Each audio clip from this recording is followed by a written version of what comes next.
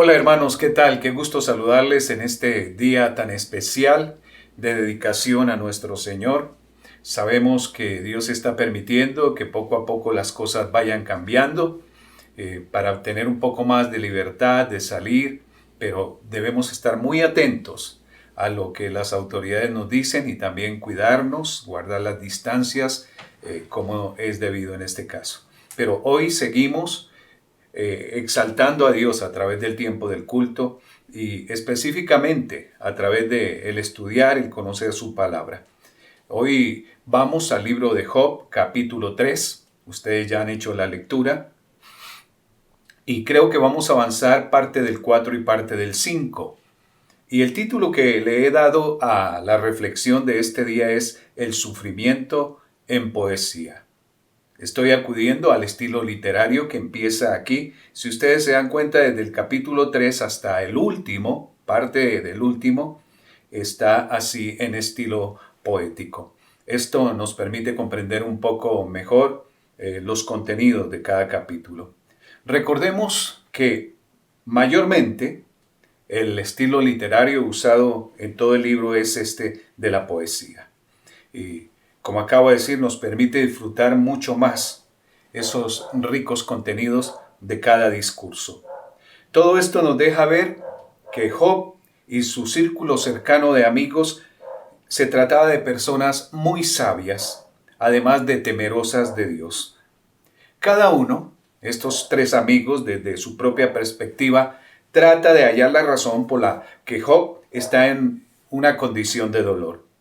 Y me parece que así también somos nosotros cuando vemos a alguien sufrir. Sin embargo, solo Dios conoce lo que desde el cielo ha diseñado para ese momento de prueba en nuestras vidas. Podemos equivocarnos, aunque seamos bien intencionados, como sucedió con los amigos íntimos de Job. El Salmo 34:19 dice que muchas son las aflicciones del justo, pero de todas ellas le librará Jehová. La semana pasada estuvimos viendo el capítulo 2 en los últimos 3 versículos y allí aparecen los tres amigos de Job que vinieron y se sentaron en silencio y le acompañaron durante 7 días. Elifaz, Temanita, Bildad Suita y Sofar Naamatita. Y en el capítulo 3 está el primer discurso de el hombre sufriente, de Job. Y este discurso nos presenta un estado de desesperanza, dolor tras dolor, problema tras problema. Quizás tu vida ha sido así. ¿No merecemos tener un respiro en medio de todo el sufrimiento acaso? Y es de tal magnitud el sufrimiento de Job que él se lamenta de haber nacido. Los primeros 10 versículos del capítulo 3 nos muestra que debía haber sido un día de gran gozo y anhelo que le llegara el día de la muerte según lo que desea Job. Dice, después de esto abrió Job su boca y maldijo su día. Y exclamó Job y dijo, perezca el día en que yo nací, y la noche en que se dijo varón es concebido, sea aquel día sombrío y no cuide de él Dios desde arriba, ni claridad sobre él resplandezca. En resumen, él dice, ojalá nunca hubiera yo nacido. Maldijo su día de nacimiento. Estaba sumido en un profundo dolor y en la desesperanza. Lo que Dios permitía le hacía sufrir inmensamente, y aún así Job nunca ofendió a Dios. Versículo 10. Por cuanto no cerró las puertas del vientre donde yo estaba, ni escondió de mis ojos la miseria. ¿Por qué no morí yo en la matriz o expiré al salir del vientre?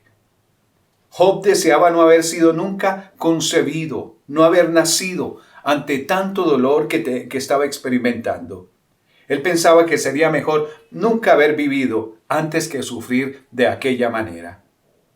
Mejor nunca haber tenido riquezas que perderlas como él las había perdido, aunque ya vimos que no estaba pegado a las riquezas. Mejor nunca haber tenido hijos que sufrir la muerte de todos ellos en un mismo día.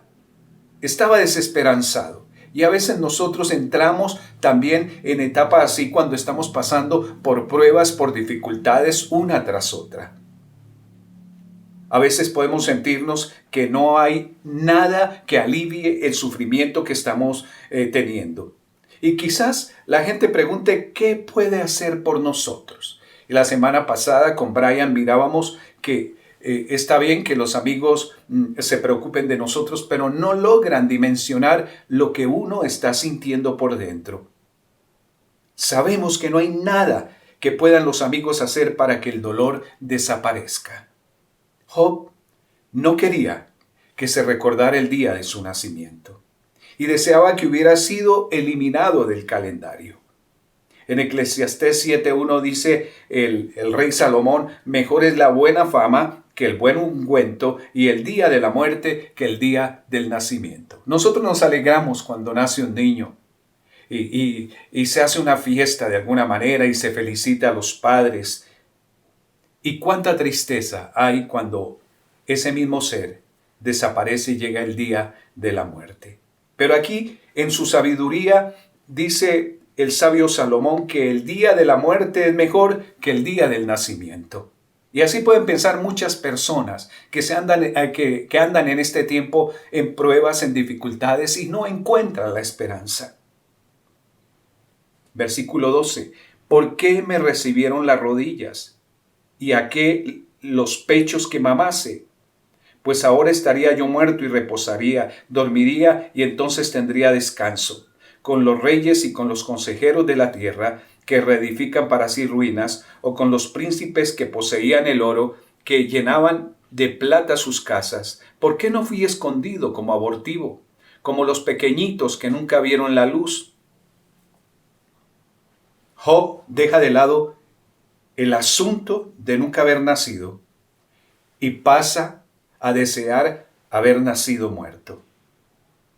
Y luego a desear que la luz de la vida se extinguiera con su muerte. En el versículo 20, ¿por qué se da la luz al trabajado y vida a los de ánimo amargado, que esperan la muerte y ella no llega, aunque la buscan más que tesoros, que se alegran sobremanera y se gozan cuando hallan el sepulcro?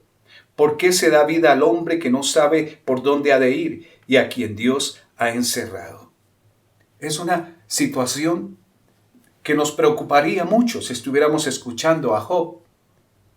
Y fue quizás lo que causó en sus amigos una desazón. No es que esté queriendo Job acabar con su propia vida. No, Job seguía confiando en la mano soberana de Dios, que es la que tiene poder y autoridad sobre la vida y sobre la muerte. Lo que él sí consideró fue muchas formas en que la muerte sería percibida como un alivio a la situación del dolor en que se encontraba. En nuestro desaliento, podemos estar tentados a abandonar a Dios y dejar de orar, dejar de buscar la dirección de Dios en la Escritura. Y quizás preguntándonos de todas formas, ¿qué bien nos va a hacer? Esto pasa cuando se pierde la confianza en Dios. Cuando dejamos que los problemas, las situaciones, las circunstancias sean las que nos dominen. Pero recordemos que por encima de todo el sufrimiento y la prueba, Dios tiene el control. Job se siente encerrado allí. Y el sufrimiento era tal que ni ganas de comer le daban y se le quitó el apetito. Versículo 24. Pues antes que mi pan viene mi suspiro y mis gemidos corren como aguas. Porque el temor que me espantaba me ha venido y me ha acontecido lo que yo temía. No he tenido paz, no me aseguré ni estuve reposado, no obstante me vino turbación. Me ha acontecido lo que yo temía. El peor de los temores que alguien pudiera temer le sobrevino a Job. Y por más fe que tengamos en el Señor, por más confianza, por más que estemos tomados de la mano del Señor, como humanos nos vienen momentos de crisis como sucedió con Job. Job experimentaba una profunda ansiedad. Y él como que temía, cuando empezó a vivir todas estas pruebas, que pudiera venir más calamidad sobre sí. Y a veces nos sucede eso. Y entramos en una etapa de ansiedad. A mí me ha pasado. Y quizás a usted también le ha pasado. Y es ahí cuando necesitamos depositar nuestras cargas completamente en los brazos de nuestro Señor y Salvador. Algunas veces lo que Dios ha permitido en nuestra vida es tan amargo que estamos heridos, estamos enojados y ni siquiera queremos hablar de eso. Nos sentimos solos, sin recursos, sin verdad para disipar el dolor y sin esperanza. Pero tenemos de todas maneras la confianza que el que ha permitido que entremos en ese momento de dificultad nos dará también la salida. La verdad es que no hay consuelo que se pueda encontrar aparte de Dios cuando se pasa por dolor, por sufrimiento, por prueba terrible como le pasó a Job. Por lo menos no hay un consuelo, humanamente hablando, que dure, que sea profundo y satisfactorio. Recordemos la condición de Job. Él está herido, tiene llagas. Todo eso conllevaría dolor de cabeza, conllevaría a tanto sufrimiento. Y pareciera que no hay esperanza. La venganza no trae satisfacción. El ser ritualistas tampoco. El retraernos no trae ningún alivio duradero al dolor. Solo la verdad de la palabra de Dios, solo la ternura, el amor con que Dios nos recibe, solo el toque de la presencia sanadora de Dios trae la clase de consuelo que anhelamos. Como dijo Jesús, mi paz os dejo, mi paz os doy. Y no es la paz que el mundo conoce o que ofrece. No nos confundamos, no nos turbemos, es lo que el Señor dice. El libro de Job es muy profundo y se nos iría mucho tiempo, meses y meses, analizando versículo por versículo. Pero quiero ir entresacando versículos y textos de los siguientes capítulos para ubicarnos en el contenido de cada capítulo y qué es lo que nos quiere dar a nosotros. En este capítulo 3, Job ha maldecido el día en que nació, pero aún así no ha ofendido a Dios, no se ha ido contra Dios. Y esto nos lleva al siguiente capítulo, capítulo 4, donde aparece el segundo discurso de este libro. Recordemos que es un libro de discursos, de las cosas profundas, debido al dolor y al sufrimiento que tiene que vivir Job. Y el personaje que entra ahí es Elifaz.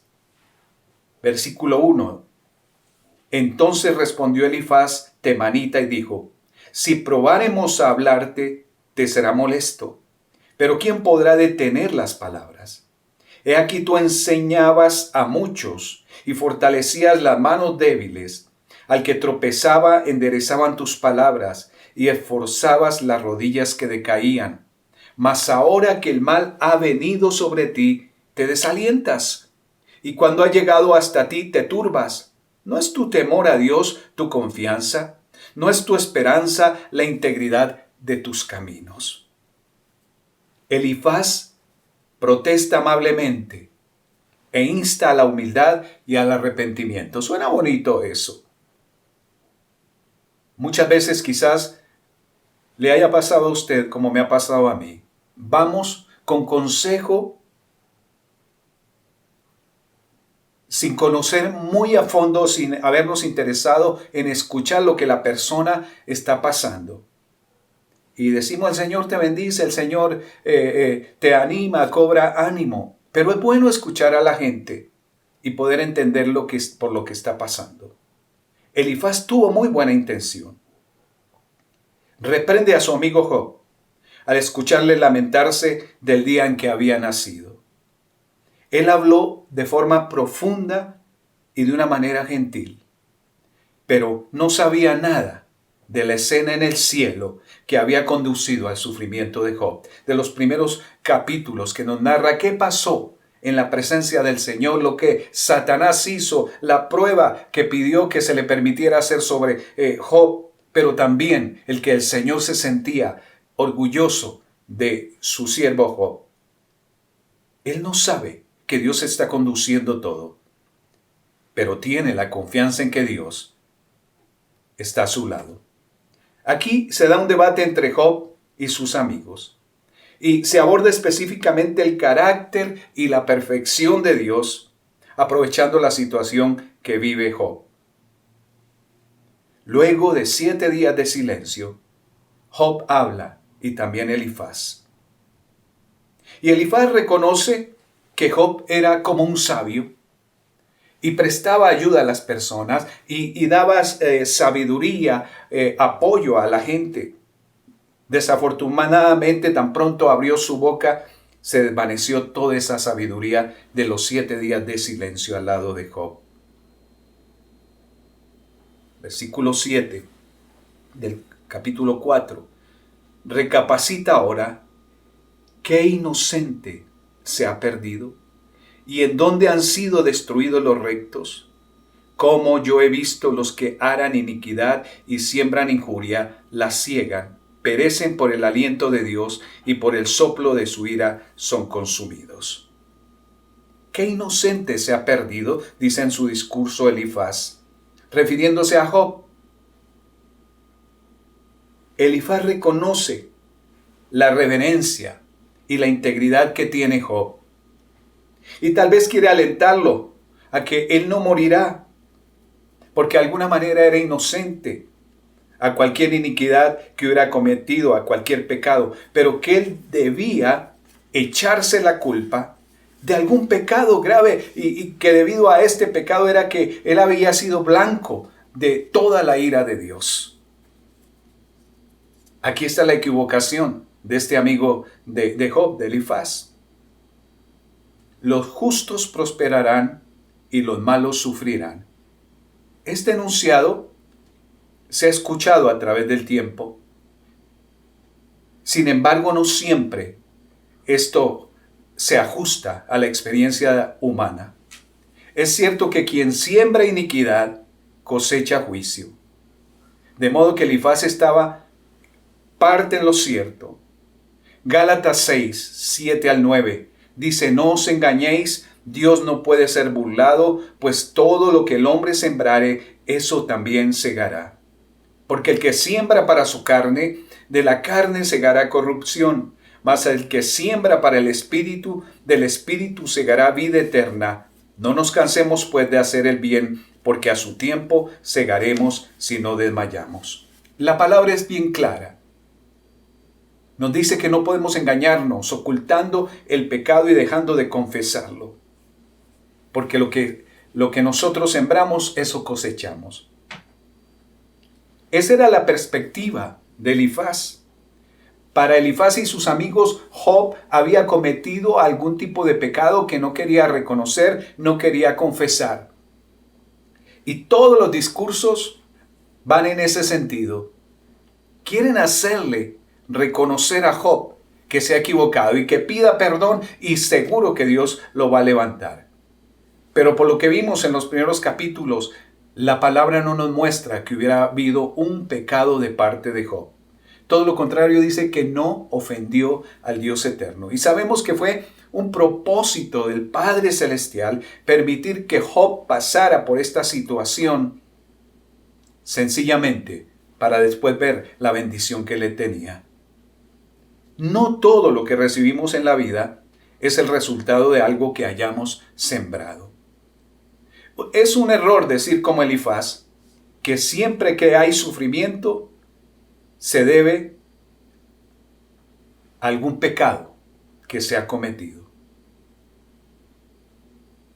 A mí me ha pasado.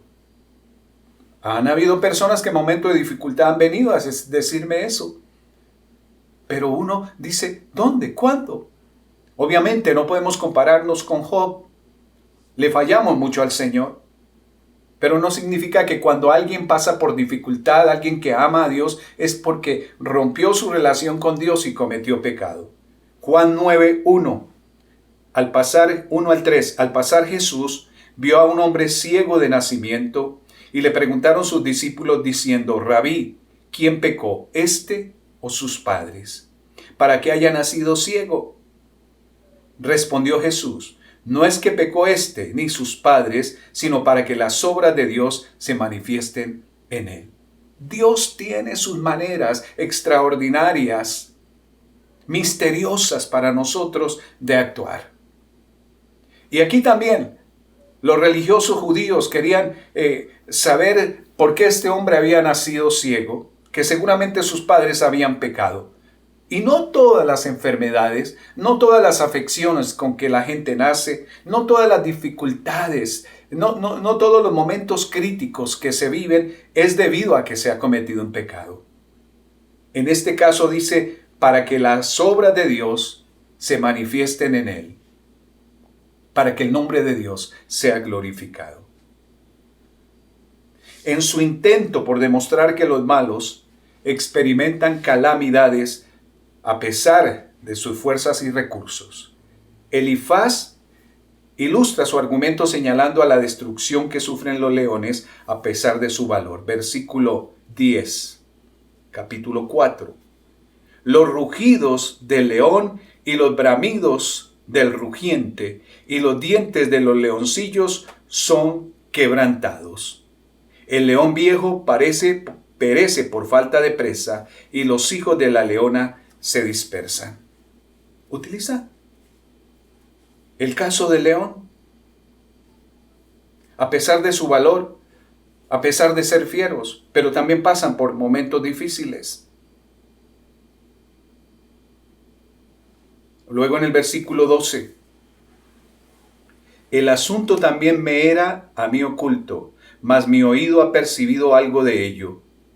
En imaginaciones de visiones nocturnas, cuando el sueño cae sobre los hombres, me sobrevino un espanto y un temblor que estremeció todos mis huesos, y al pasar un espíritu por delante de mí, hizo que se erizara el pelo de mi cuerpo. Paróse delante de mis ojos un fantasma, cuyo rostro no conocí, y quedó oí que decía: ¿será el hombre más justo que Dios? ¿Será el varón más limpio que el que lo hizo? Del versículo 12 al 17, el capítulo 4 de Job. Reconoce Elifaz que ese misterio también estaba para él oculto, pero que pasó por una situación extraordinaria. Se refiere a un misterioso mensajero en una imaginación o una visión o en un sueño sobrenatural. Y afirma que había recibido una revelación divina para dar apoyo a su postura. Y concluye diciendo que Job sufría por no haber sido suficientemente santo ni suficientemente recto. Dios es soberano y Él escoge los momentos y la manera y el tiempo apropiado cuando Él quiere pasar por la dificultad, por la prueba a sus hijos. Porque después que pasamos la prueba sabemos que salimos refinados como el oro y queda lo mejor de nosotros. Y llegamos al capítulo 5. Ahora pues, da voces. ¿Habrá quien te responda? ¿Y a cuál de los santos te volverás? Es cierto que al necio lo mata la ira y al codicioso lo consume la envidia. Yo he visto al necio que echaba raíces y en la misma hora maldije su habitación. Sus hijos estarán lejos de la seguridad, en la puerta serán quebrantados y no habrá quien los libre. Elifaz le dice a Job que ni siquiera los ángeles podrían ayudarlo. Si quería ser sanado, tenía que reconocer su mortalidad y su pecado. Y se exhorta a que no sea insensato, sino que reconozca que el pecado se juzga, que la ira mata, que la envidia consume, que la insensatez es objeto de maldición, que no se trata de algo simplemente físico, como dice en el versículo 6, porque la aflicción no sale del polvo, ni la molestia brota de la tierra, sino que procedía del pecado, del mismo pecado del hombre. El pecado es inevitable en el hombre, e igualmente la aflicción. Pero en el caso de Job, sabemos que Job no había pecado. Él simplemente estaba pasando por un periodo de prueba, siendo tan recto que el Dios eterno escogió para él. Versículo 8, estamos en el capítulo 5 de Job. Ciertamente yo buscaría a Dios y encomendaría a Él mi causa. Según Elifaz, la solución para Job era que se volviera a Dios y se arrepintiera. Todo el argumento de Elifaz se basa en la perfección moral de Dios y él exalta la grandeza y bondad de Dios, y eso está muy bien. Versículo 13, que prende a los sabios en la astucia de ellos y frustra los designios de los perversos. Está reconociendo a Dios. Era un hombre que conocía del Dios eterno. Era un hombre sabio y un hombre temeroso de Dios. Su equivocación estuvo en querer encontrar un pecado en medio del sufrimiento de su amigo cuando él no lo tenía. Versículo 17.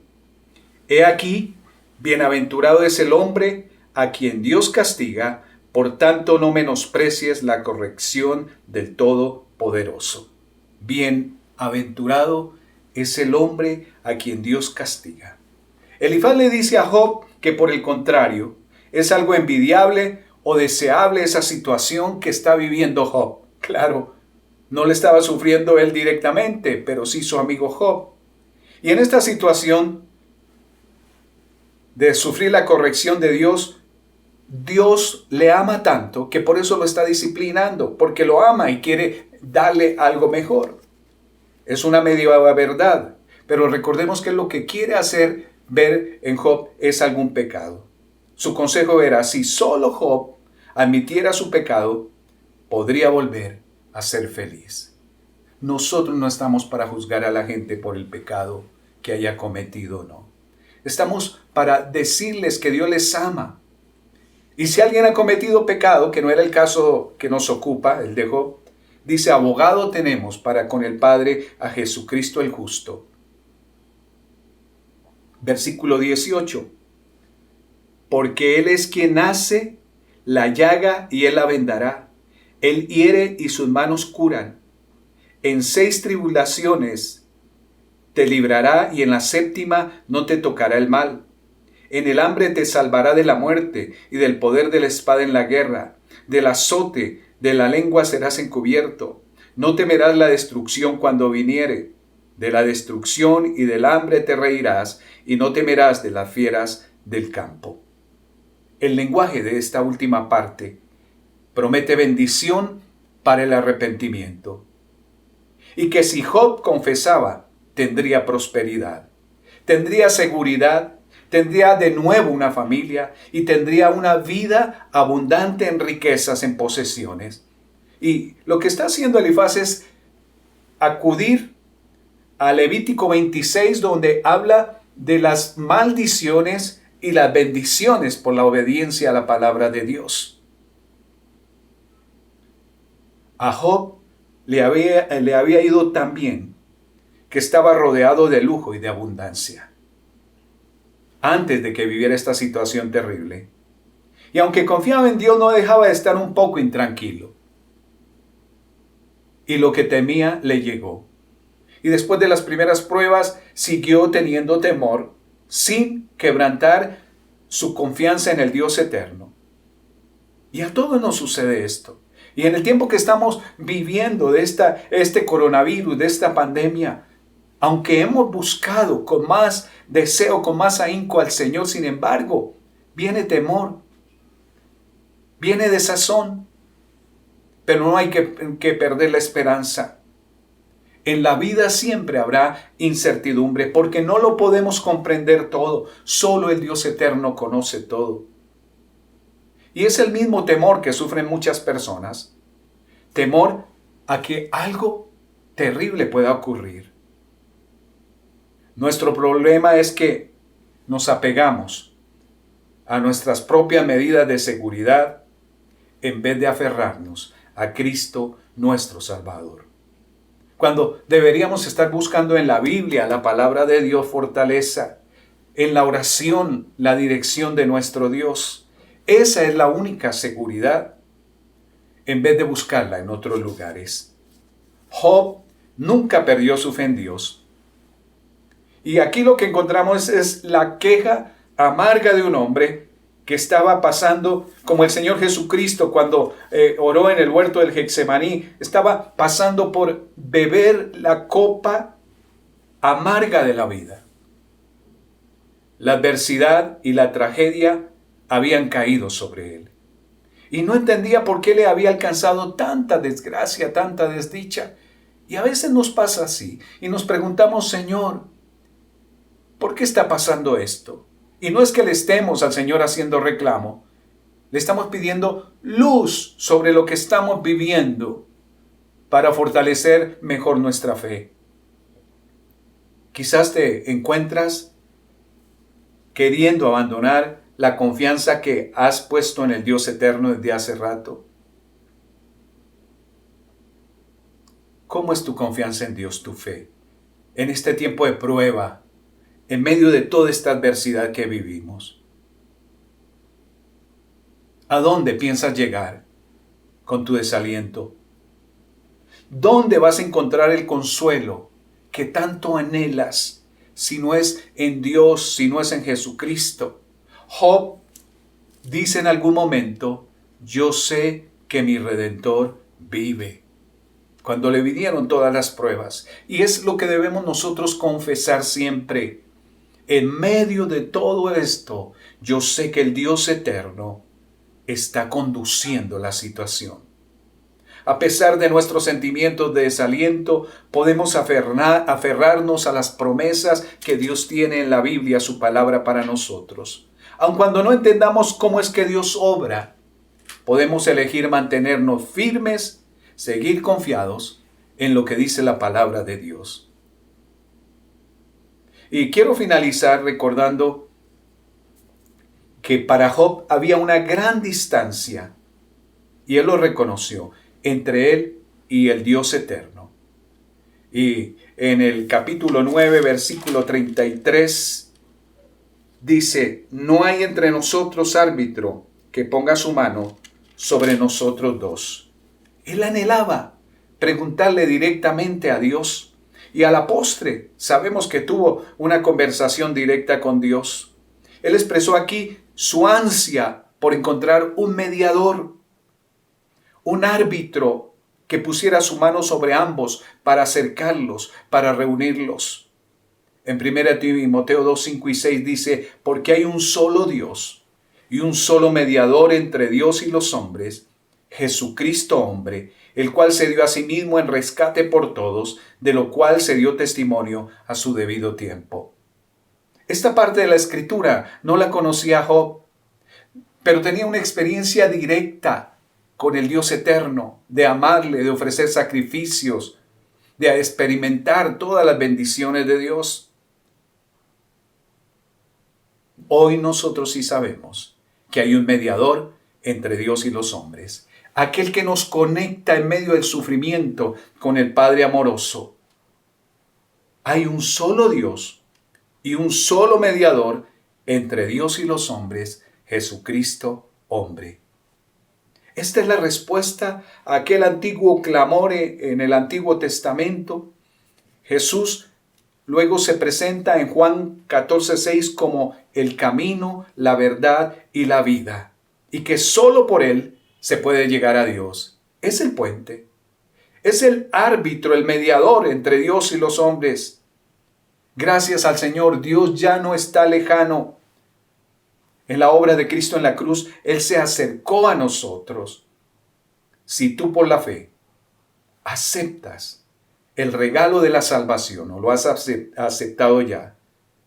Gracias a la obra del Espíritu Santo en tu vida te conviertes en un hijo de Dios. Eres hijo de Dios. Si tú has recibido a Cristo en tu corazón, debes mantener esa confianza en Él. Él no te va a dejar solo. Él te toma de la mano y te lleva por los lugares más difíciles que tengas que pasar en tus pruebas. Pero si en cambio tú no has aceptado a Cristo como Señor y Salvador, yo quiero hoy hacer la invitación. Quizás personas que han asistido a la iglesia, quizás jóvenes, quizás niños, quizás simpatizantes de la iglesia y del evangelio, que no han tenido la experiencia de entregar sus vidas al Señor. Hoy es el día de entregarle el corazón a Jesús, de permitir que Él nos tome de la mano y que Él en verdad sea ese puente que nos una con el Padre Celestial como anhelaba Job. Por eso te invito a que me acompañes en esta oración. Nuestro buen Dios Padre eterno, te damos gracias por tu palabra. Señor, gracias, porque así como Job anhelaba encontrar un momento y un mediador para acercarse y conectarse con el Dios eterno en medio de su dificultad, hace 2000 años ese mediador está entre nosotros.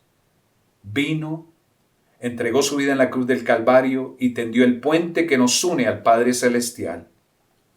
Y Él dijo que Él es el camino, el único camino a Dios, la verdad y la vida eterna. Y hoy, Señor, oramos por los amigos que están en sus casas viendo esta transmisión y que han sentido el deseo de recibirte como Señor y Salvador. Entra en sus vidas, Señor. Perdona sus pecados, Señor. Sánales y restáurales, Señor, de toda herida. Señor, que hoy ellos te experimenten como su verdadero y único Señor y Salvador. Y oramos por la iglesia en general, que la fortalezcas. Y que nos des, Señor, cada día mayor confianza. Fortalezca nuestra fe, Señor. Y que la esperanza en Jesucristo, nuestro Salvador y Dios, sea fortalecida en nosotros, ahora y para siempre. En Cristo Jesús oramos. Amén y amén. Que Dios les bendiga, hermanos. Será hasta la próxima semana.